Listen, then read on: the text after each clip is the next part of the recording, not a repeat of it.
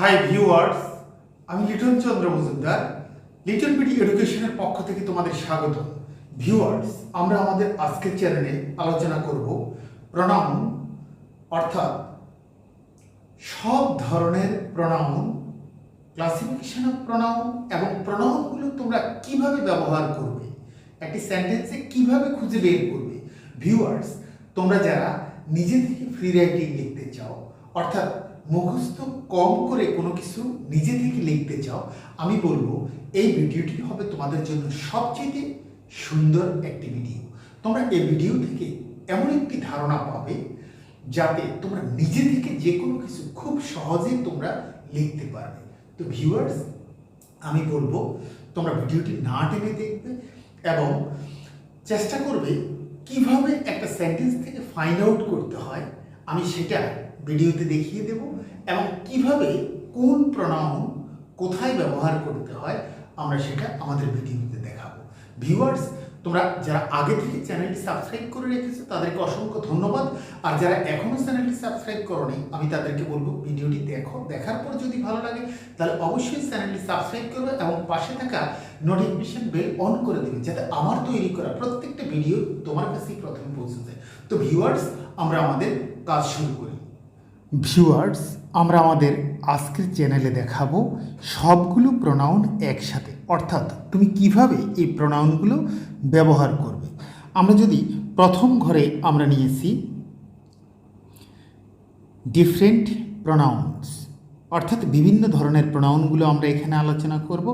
পরবর্তী ঘরে আমরা নিয়েছি সাবজেক্ট প্রনাউন্স, তারপরে আমরা নিয়েছি অবজেক্ট প্রনাউন্স এবং তারপরে আমরা নিয়েছি পসেসিভ অ্যাডজেটিভস এবং তারপরে আমরা নিয়েছি পসেসিভ প্রোনাউন্স এবং সর্বশেষ রেখেছি রিফ্লেক্সিভ প্রোনাউন্স। ভিউয়ার্স, তোমরা এখন দেখবে আমরা প্রথমেই বলবো কোন পার্সনের সাথে তুমি কিভাবে প্রোনাউন ব্যবহার করবে। ভিউয়ার্স, তুমি যদি ফার্স্ট পার্সন ব্যবহার করো তাহলে তুমি আই লিখবে সাবজেক্ট হিসাবে শুরুতে, অর্থাৎ এই আইটা সাবজেক্টিভ প্রোনাউন্স এবং তার অবজেক্ট তুমি মি লিখবে। যদি সেটাকে পসেসিভ অ্যাডজেটিভ লিখতে যাও তাহলে সেটাকে মাই লিখবে এবং যদি পসেসিভ প্রোনাউন লিখতে যাও তাহলে তুমি সেটাকে মাইন লিখবে, আর যদি রিফ্লেক্সিভ প্রোনাউন লিখতে যাও তাহলে মাইসেলফ লিখবে। ভিউয়ার্স, তোমার একটা কথা মনে রাখা দরকার, তুমি যদি পাংচুয়েশন করতে যাও তাতেও তোমার এই ধারাবাহিকতা রক্ষা করতে হবে, অর্থাৎ তুমি ধরে নেবে মাইসেলফ অবজেক্ট অংশে বসে এবং মাই পসেসিভের পরে নাউন বসে, সুতরাং মাইয়ের পরে কখনো ফুল স্টপ হতে পারে না। এইভাবে তুমি খুঁজে বের করবে। এবং রিফ্লেক্সিভ প্রোনাউন সম্পর্কে যদি বলতে হয়, রিফ্লেক্সিভ প্রোনাউন সিঙ্গুলার এবং প্লুরাল হয়, সেটা এক বচনে সেলফ এবং বহু বচনে সেলফস হয়। আর রিফ্লেক্সিভ প্রোনাউন সম্পর্কে তোমাদেরকে আরও একটু তথ্য দিয়ে রাখি, সেটা হলো রিফ্লেক্সিভ প্রোনাউনের প্যাসিভ ভয়েস করতে গেলে সাবজেক্ট এবং অবজেক্ট নিজ নিজ জায়গায় থাকে। ভিউয়ার্স, এখন আমরা যদি সেকেন্ড পার্সন বলি, সেকেন্ড পার্সনকে যদি ইউ ধরে নেই তাহলে তার অবজেক্টও ইউ হবে, অর্থাৎ সাবজেক্ট ইউ হবে এবং অবজেক্টও ইউ হবে এবং পসেসিভ অ্যাডজেটিভস হবে ইউর, আর যদি পসেসিভ প্রোনাউন্স ব্যবহার করতে যায় তাহলে হবে ইউরস, আর রিফ্লেক্সিভ প্রোনাউন ব্যবহার করলে হবে ইউর সেলফ। এখন থার্ড পার্সন যদি মেল অর্থাৎ পুরুষ অর্থে তুমি হি নাও তাহলে এটা সাবজেক্ট হিসেবে বসবে। অবজেক্ট লিখতে গেলে তুমি হিম লিখতে হবে, আর পসেসিভ অ্যাডজেটিভ লিখতে গেলে সেখানে হিজ লিখতে হবে, আর পসেসিভ প্রোনাউন লিখতে গেলে সেখানে হিজ লিখতে হবে এবং রিফ্লেক্সিভ প্রোনাউন লিখতে গেলে তোমাকে হিমসেলফ লিখতে হবে। এখন তুমি যদি থার্ড পার্সন ফিমেলের ক্ষেত্রে ব্যবহার করো তাহলে তুমি যদি শি নাও সাবজেক্ট হিসাবে তোমাকে লিখতে হবে অবজেক্টে লিখতে হবে তোমার হার, আর পসেসিভ অ্যাডজেটিভে লিখতে হবে হার এবং পসেসিভ প্রোনাউন্সের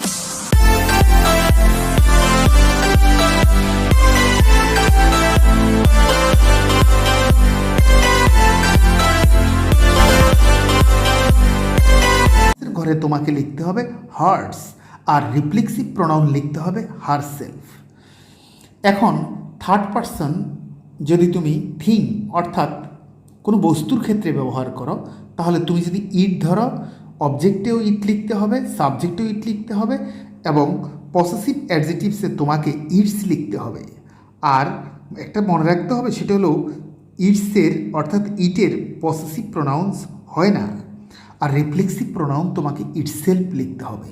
এখন তুমি যদি মনে করো তুমি ফার্স্ট পারসন প্লুরাল ব্যবহার করবা, তাহলে ফার্স্ট পারসন আই হলো সিঙ্গুলার, উই হলো প্লুরাল। এখন উই যদি প্লুরাল সাবজেক্ট হিসেবে ব্যবহার করো, তাহলে সাবজেক্টিভ প্রোনাউন এবং তার অবজেক্ট হবে আস, অবজেক্টিভ প্রোনাউন হবে আস, তার পসেসিভ অ্যাডজেটিভস হবে আওয়ার, এবং পসেসিভ প্রোনাউন্স হবে আওয়ার্স, আওয়ার্স। আর রিফ্লেক্সিভ প্রোনাউন যেহেতু এটা প্লুরাল, তাহলে হবে আওয়ার সেলস, রিফ্লেক্সিভ প্রোনাউন হবে আওয়ার সেলস। এখন তুমি যদি সেকেন্ড পারসন প্লুরাল ব্যবহার করো, অর্থাৎ সেকেন্ড পারসন তুমি বলেছো, ধরেছো তুমি ইউ, আর প্লুরাল যদি ইউ ব্যবহার করো, ইউ হবে যেমন তোমরা, তাহলে এখানে অবজেক্টিভ হবে, অবজেক্টিভ প্রোনাউন হবে ইউ, এবং পসেসিভ অ্যাডজেটিভস হবে ইয়োর, আর পসেসিভ প্রোনাউন্স হবে তোমার ইয়োর্স, এবং রিফ্লেক্সিভ প্রোনাউন প্লুরাল অর্থে হবে ইউর সেলফস।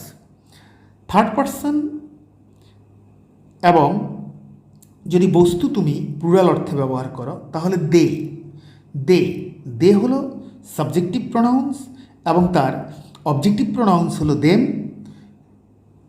পসেসিভ অ্যাডজেটিভস হলো দেয়ার, এবং রিফ্লেক্সিভ প্রোনাউন হবে দেয়ার্স, আর তার রিফ্লেক্সিভ প্রোনাউন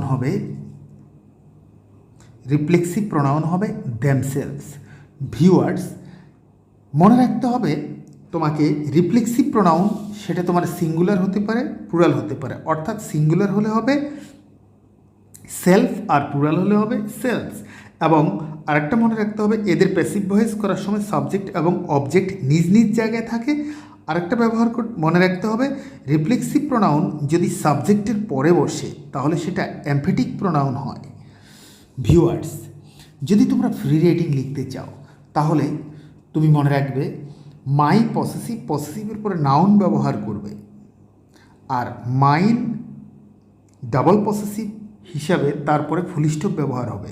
সুতরাং তোমরা ফ্রি রাইটিং লেখার জন্য হতে পারে এটা তোমার খুব সহজ একটা পথ, ধাপে ধাপে তোমাকে সেগুলো আয়ত্ত করতে হবে। তো ভিউয়ার্স, এই ছিল আমাদের আজকের আয়োজন। ভালো থাকো, দেখা হবে পরবর্তী ভিডিওতে।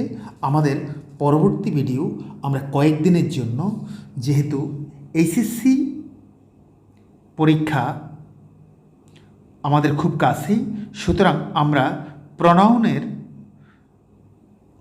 যেই অংশটা আমরা দিয়েছি সেটা আমরা আরও কয়েকটা ভিডিওর পরে দেব, কিন্তু তার আগে আমরা model test, HSC model test second paper আমরা নেক্সট ভিডিওতে দেব। এবং আমি বলবো তোমরা যারা ক্যান্ডিডেট রয়েছে, তোমরা সেটা খুব গুরুত্ব সহকারে দেখবে। আমি এখানে ইম্পর্ট্যান্ট মডেল টেস্ট যেগুলো ইম্পর্ট্যান্ট সেগুলো আমি আগে সেট আপ দেবো, এবং ফার্স্ট পেপার সেকেন্ড পেপার দুটিই নেওয়া হবে।